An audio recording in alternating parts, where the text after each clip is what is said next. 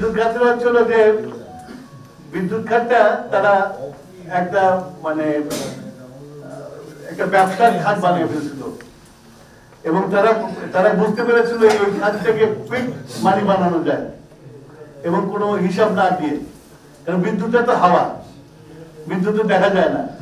এখন এই capacity charge, এই ক্যাপাসিটি চার্জের কোন মেশিনের কত ক্যাপাসিটি, কে এটাকে আইডেন্টিফাই করেছে এবং সেই মেশিনগুলো এফিসিয়েন্সি কি, এগুলো সম্বন্ধে তো কেউ কোনো বিশ্লেষণ করে না, দেখেও না।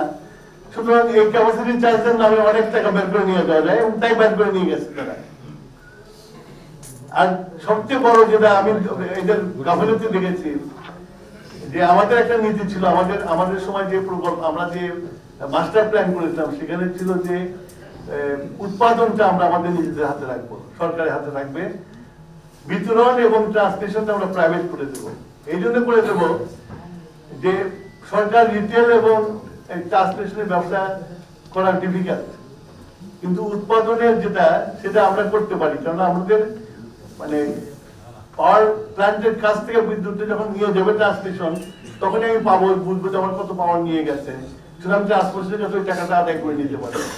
সেটা না করে তারা উল্টো করেছে, ডিস্ট্রিবিউশন এবং এটা নিজেদের মতো করে কোম্পানি বানিয়েছে আর ট্রান্সমিশনের কোনো কিছুই করে নাই। যার ফলে হয়েছে কি, ওই যে ট্রান্সমিশন কম থাকাতে ক্যাপাসিটি চার্জ করার আরো সুযোগ বেশি বেড়ে গেছে, তারপরে এটা লুট করেছে। কিন্তু আমাদের আমলে যেটা আমরা যে প্ল্যান পরিকল্পনা 5 বছর তো ছিলাম আমরা, মাত্র পরিকল্পনা তৈরি করতে তো আমাদের 2 বছর চলে গেছে, তারপর তো ইমপ্লিমেন্টে লিখেছি আমরা 13-16 বছরে। যেটা ওইটা দেখে আমাদের আমলে ছিল যে 60% power station will remain with the government, এটা ওয়ার্ল্ড ব্যাংকের সাথে আমাদের সাথে এটা চুক্তি হয়েছিল, আর 40% চলে যাবে প্রাইভেটে। এখন কিন্তু উল্টো হয়ে গেছে, এখন 80% এখন প্রাইভেটে, 40% 20% গভর্নমেন্টে, সেগুলো চালায় না।